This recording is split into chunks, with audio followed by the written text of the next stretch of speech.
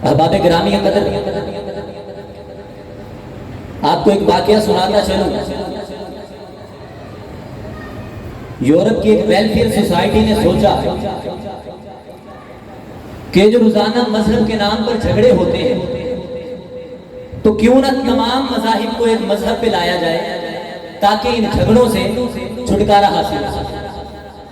اس کے حل کے لیے انہوں نے 3 دانشور بلا لیے، ایک یہودی دانشور، ایک عیسائی دانشور اور ایک مسلمان دانشور۔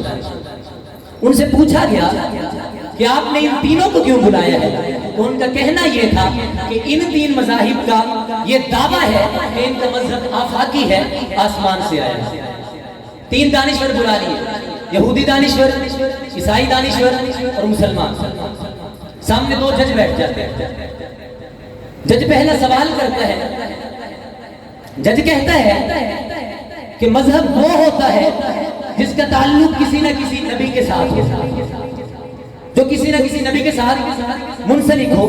تو آپ یہ بتائیں کہ آپ کا مذہب کس نبی سے منسلک ہے؟ یہودی کہتا ہے میرا مذہب جناب موسیٰ سے منسلک ہے، اللہ کے نبی گزرے ہیں۔ عیسائی کہتا ہے میرا مذہب جناب عیسیٰ سے منسلک ہے، اللہ کے نبی گزرے ہیں۔ مسلمان کہتا ہے میرا مذہب جناب محمد الرسول اللہ صلی اللہ علیہ وسلم سے منسلک ہے، اللہ کے نبی گزرے ہیں۔ ایک بات طے ہو گئی کہ تینوں کا مذہب کسی نہ کسی نبی سے منسلک ہے۔ اب جو دوسرا سوال جج کرتا ہے وہ سوال بڑا کام ہے۔ جج کہتے ہیں یہ بتائیے کہ یہ دور کس ہے؟ یہودی کہتے ہیں جناب موسیٰ کا، عیسائی کہتے ہیں جناب عیسیٰ کا، مسلمان کہتے ہیں جناب محمد الرسول اللہ کا۔ جج کہتا ہے یوں نہیں، بات ہوگی دلیل سے، بات ہوگی دلیل سے، اور دلیل کے طور پر آپ کو یہ بتانا پڑے گا کہ خدا نبی کو ایک معجزہ دیتا ہے، اگر تو نبی کے گزر جانے کے ساتھ اس کا معجزہ بھی گزر گیا تو اس نبی کا دور بھی گزر گیا، اور اگر معجزہ موجود ہے تو نبی کا دور بھی موجود ہے۔ مثال کے طور پر آپ کو جناب موسیٰ کا عصا مل بھی جائے تو آپ اس سے کوئی معجزہ نہیں دکھا سکتے۔ آپ کو جناب سلیمان کی انگوٹھی مل بھی جائے تو آپ اسے پہن کر پرندوں سے، چرندوں سے، درندوں سے باتیں نہیں کر سکتے۔ تو بات ہوگی دلیل سے۔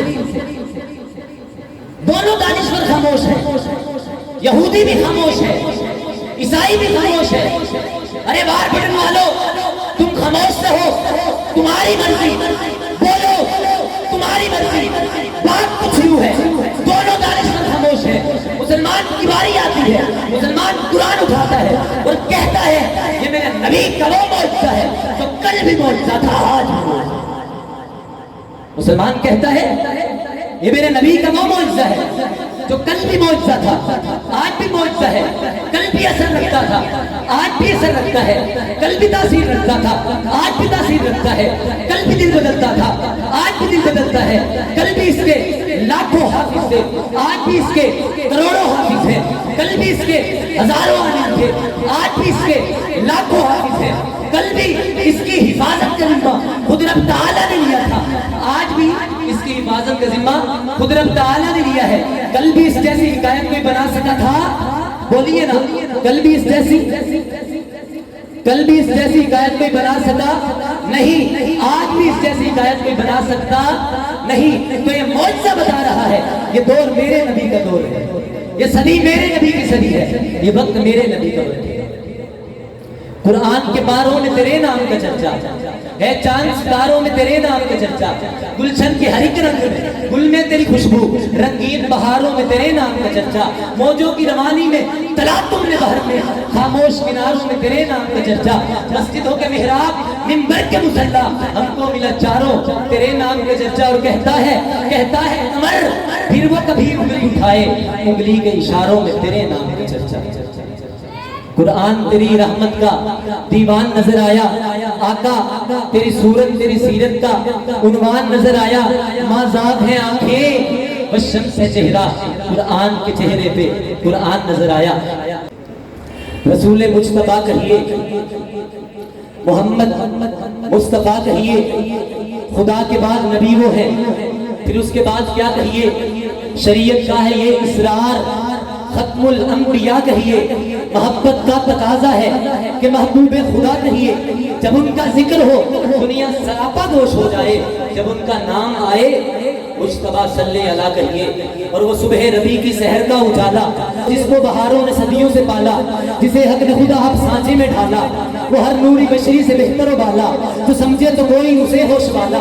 وہ آدم نے اپنی نگاہوں میں دیکھا، وہ تخلیق قدرت کی باہوں میں دیکھا، وہ عزت میں اول، وہ عظمت میں اول، وہ رفت میں اول، وہ شوکت میں اول، وہ عفت میں اول، وہ عصمت میں اول، وہ موسیٰ سے پہلے، وہ یوسف سے پہلے، وہ صالح سے پہلے، وہ یحییٰ سے پہلے، وہ توحید رب کی سنانے ہے آیا، وہ امت کو سینے لگانے ہے آیا۔ احباب گرامی قدر، اللہ تبارک و تعالیٰ کی ذات اقدس کے بعد اگر کوئی ہستی ایسی ہے جس کی تعریف و توصیف بیان کی جائے تو وہ آقا نامدار، مدنی تاجدار، غریبوں کے غمگسار، امام اعظم، رہبر اعظم، امام کائنات جناب محمد مصطفیٰ احمد مجتبیٰ صلی اللہ علیہ وسلم کی ذات اقدس ہے۔ تو میں آقا علیہ السلام کی شان میں نعت پیش کرنے کے لیے، نذرانہ عقیدت پیش کرنے کے لیے مشہور نعت خواں جناب حافظ عبدالعالی بن حافظ عبدالعظیم کو دعوت دوں گا کہ وہ تشریف لائیں اور نعت رسول مقبول پیش کریں۔ تشریف لاتے ہیں حافظ عبدالعالی